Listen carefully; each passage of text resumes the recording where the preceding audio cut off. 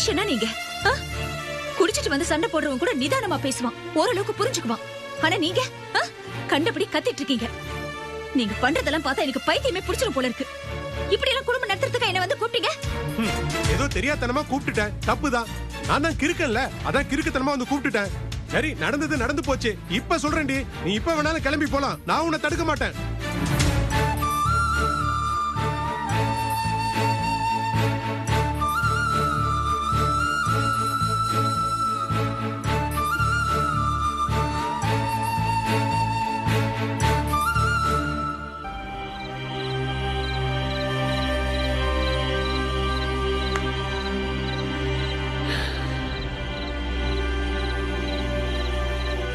இத பாரு ரமேஷ், நீயும் சரி உங்க அம்மாவும் சரி, நான் சொல்றத முதல்ல நல்லா புரிஞ்சுக்கணும். இது வரைக்கும் நம்மால என்னெல்லாம் செய்ய முடியுமோ அதெல்லாம் செஞ்சு பார்த்தாச்சு. நான் என் நிலையிலிருந்து கீழே இறங்கி அவங்க கிட்ட கெஞ்சியாச்சு. உங்க அம்மா மாணிக்க விட்டு வாசப்படி வரைக்கும் போயிட்டு அவங்க கிட்ட பேசிட்டு வந்தாச்சு. ஆனா எந்த ஒரு பிரயோஜனமும் இல்ல. பிரயோஜனம் இல்லைன்னு இல்லடா, நம்மால அவங்களுக்கு பிரச்சனையே வந்திருக்குடா. என்னங்க சொல்றீங்க? பாவம் அந்த சிதம்பரம். நாம இன்னும் நம்ம விருப்பத்தை அவர்கிட்ட சொல்ல போக அவரும் சரவும் இன்னைக்கு வேதனையை அனுபவிச்சுட்டு இருக்காங்க. இதுக்கெல்லாம் நாம தான் காரணம். ரமேஷ், நீ ஒண்ணு சின்ன பையனோ இல்ல டீனேஜ் லவ்வரோ இல்ல. முதல்ல அந்த பொண்ணு உன்னுடைய எண்ணத்துக்கு ஆதரவாவே இல்ல. அது மட்டும் இல்லடா, அந்த வீட்டுல இருக்கிற அத்தனை பேரும்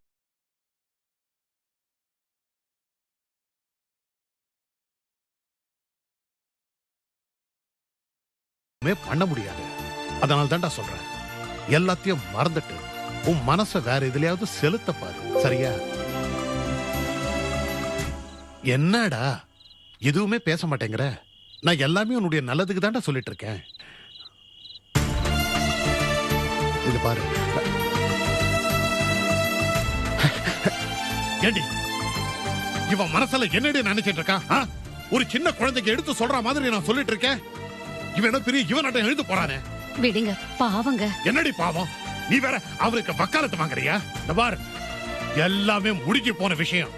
எல்லாத்தையும் மறந்துட்டு ஒழுங்கா வேலையை பார்க்க சொல்லு. இல்ல இன்னும் புத்தி வராம மறுபடியும் அந்த பொண்ணுக்கு தொந்தரவு விந்துரு பண்ண போனா நானே அவனை போலீஸ்ல புடிச்சு கொடுத்துருவேன். ஞாபகம் இருக்கட்டும். என் பேச்ச மதிச்சு நடந்தா இந்த வீட்டுல இருக்கட்டும், இல்லாட்டி வெளியே போட்டோம். மோட்டா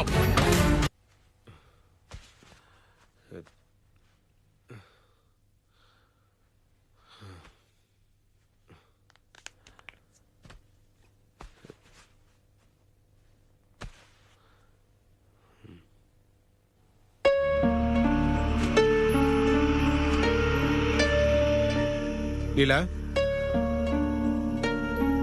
லீலா, லீலா,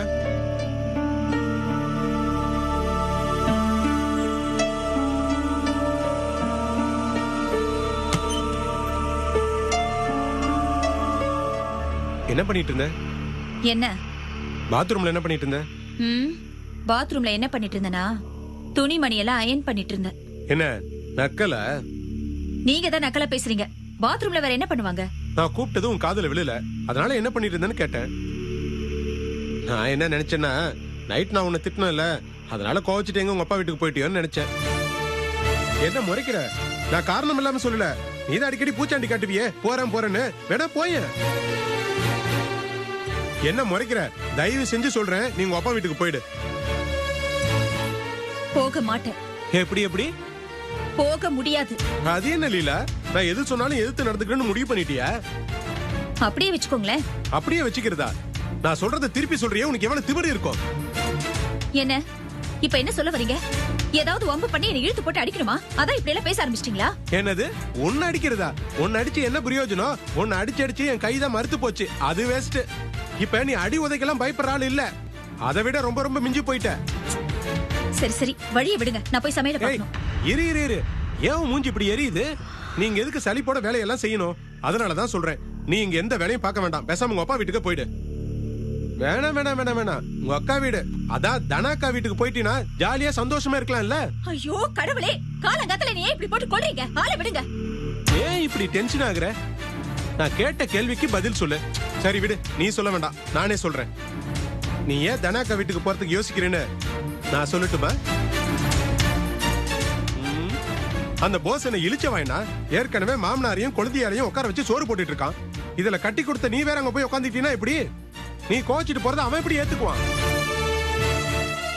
அதனாலதான் நான் கூப்பிட்டதும் நீ வரல, தானா 2 நாள்ல வந்துட்டல. அதோட ரகசியமே இதுதான். நான் சொல்றது கரெக்ட் தானே?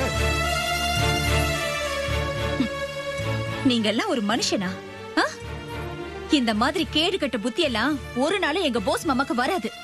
ஏ, எங்க குடும்பத்துக்கு இந்த மாதிரி அல்பத்தனமான புத்தி எல்லாம் ஒரு நாளும் தோணாது. உங்களுக்கு மட்டும் எப்படித்தான் இந்த மாதிரி அல்பத்தனமான புத்தி எல்லாம் தோணுதோ எனக்கு தெரியல. என்னடி பெருசா பேசிட்டு இருக்க? அந்த போஸ்ன பெரிய இவனா?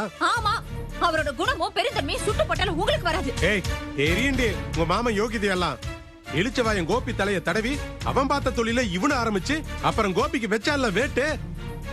அவன் ஒரு ஆளு இவன்னு நீ அவனுக்கு வக்காலத்து வாங்கிட்டு இருக்க.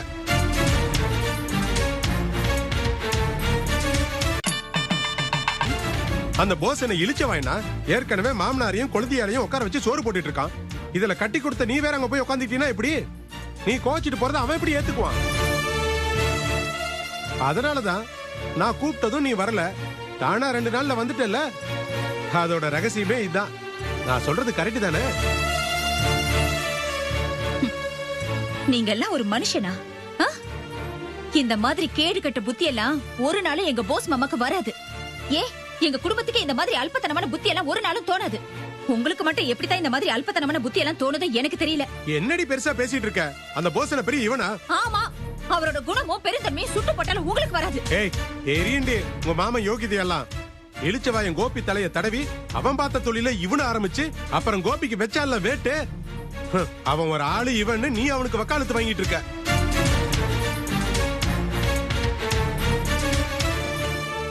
பிரச்சனைக்கு வழி கிடைக்காம என் மனச நோகடிக்கணுங்கிற ஒரே எண்ணத்துல கண்டபடி பேசாதீங்க. எப்பவும் அடக்கமாவே இருங்க, ஆடாதீங்க.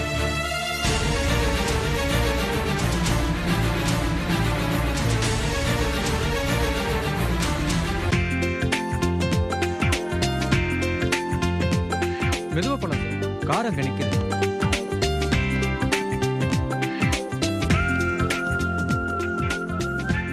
ஒரு நிமிஷம். டிக்கி ஓபன் கரோ. கொடுங்க சார், வச்சிடலாம்.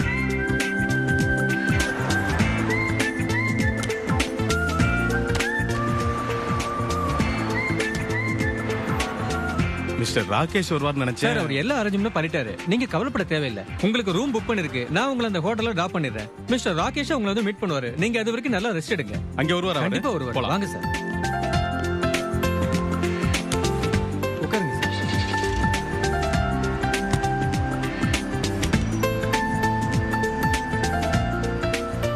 சார்,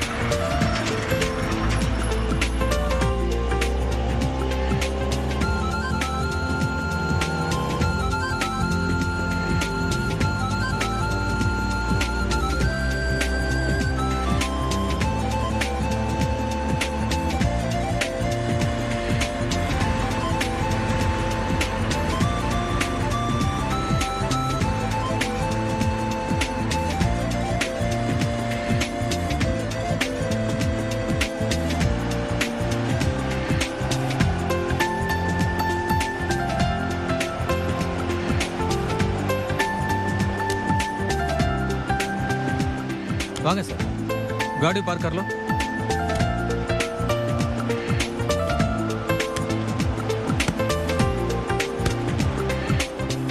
வாங்க உள்ள வாங்க.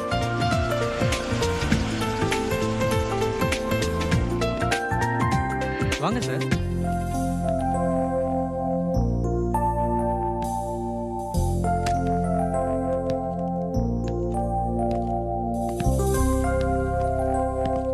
வாங்க.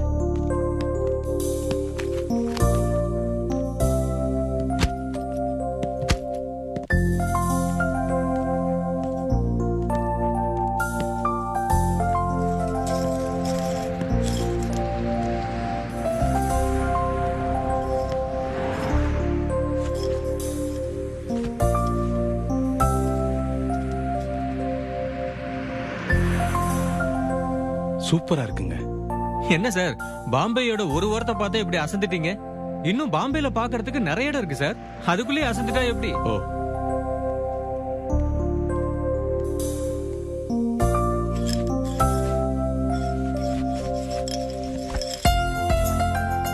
இந்த பக்கமும் பாருங்க சார்.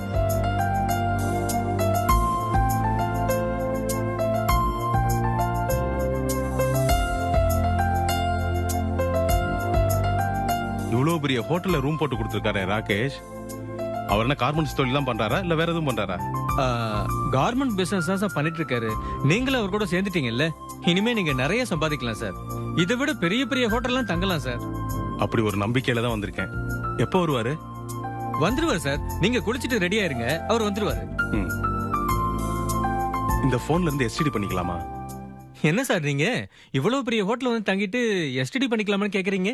தாராளமா பண்ணிக்கலாம் சார். இந்த மாதிரி இடத்துல எல்லாம் தங்கி எனக்கு அனுபவம் இல்ல.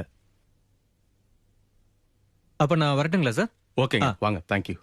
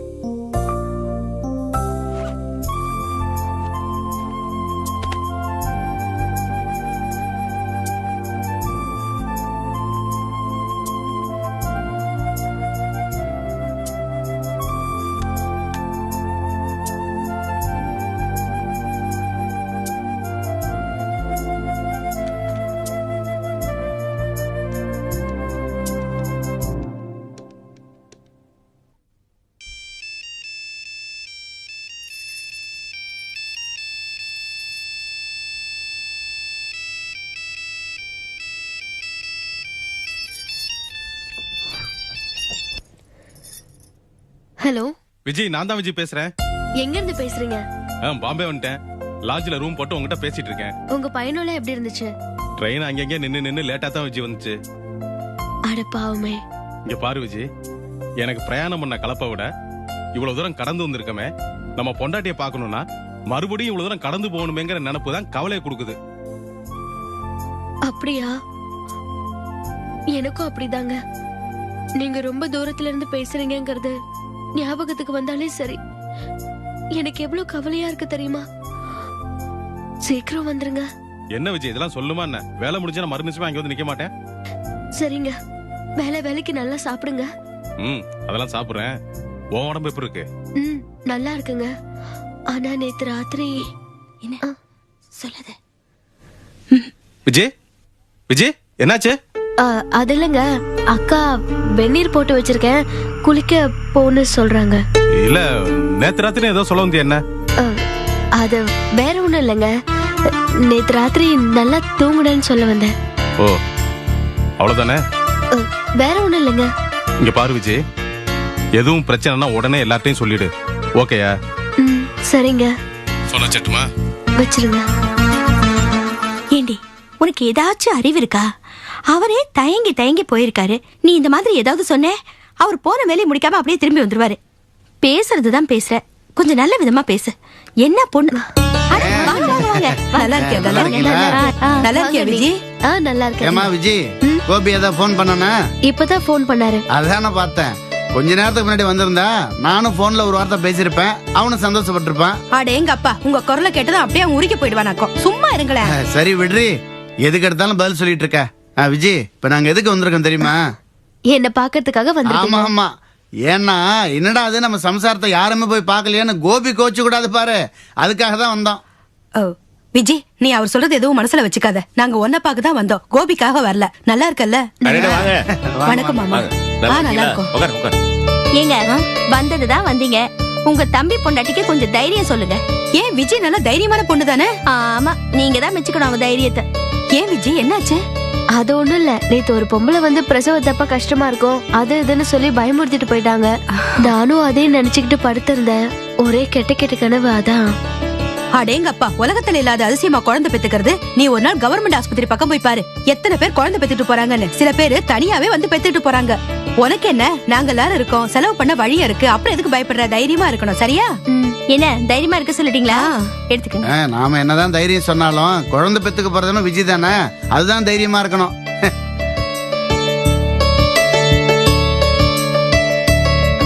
சரி மாமா, நாங்க கிளம்புறோம். என்னங்க இப்பதான் வந்தீங்க, அதுக்குள்ள கிளம்புறேங்கிறீங்க? சாப்பிட்டு போங்க. அதுக்கு என்ன, நம்ம வீடு தானே, இன்னொரு நாளைக்கு வந்து சாப்பிட்டுக்கிறோம். வரேன் மாமா. அப்ப வரேன் நாங்க விஜய், வரோங்க. உடம்ப பாத்துக்க. சரி, விஜயை பாத்துக்கங்க. விஜய், மறுபடியும் கோபி போன் பண்ணா நாங்க வந்துட்டு போறோம்னு மறக்காம சொல்லு. கண்டிப்பா என்ன? சொல்றேன். போயிட்டு வாங்க. அப்ப நாங்க வரோங்க. சரி. வரேம்மா. வரோம் மாமா. வாங்கம்மா.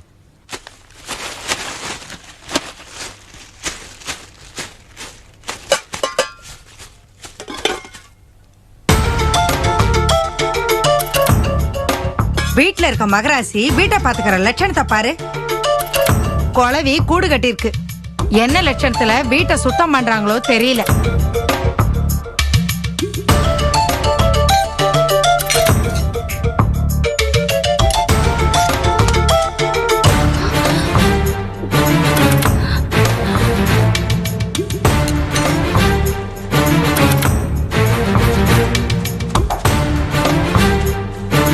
அம்மா, ஆ?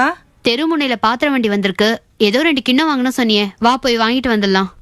ம், போ.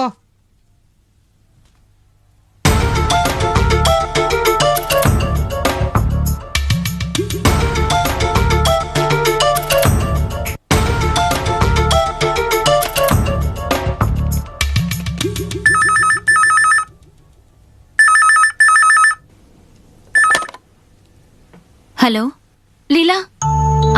எனக்கா? விஜய் ஏதாவது போய் பாத்தியா? எங்க இருந்துக்கா பாக்குறது? அதான் இந்த வீட்ல தினம் ஏதாவது புது பிரச்சனை ஆரம்பிக்குது. அதை சமாளிக்கிறதுக்கே பெரும் பாடா இருக்கு. ஏன்க்கா, என்ன விஷயம்? திடீர்னு விஜய் பத்தி எல்லாம் கேக்குற? அதுவா? ஒண்ணும் இல்ல லீலா, மனசுக்கு கொஞ்சம் சஞ்சலமா இருக்கு.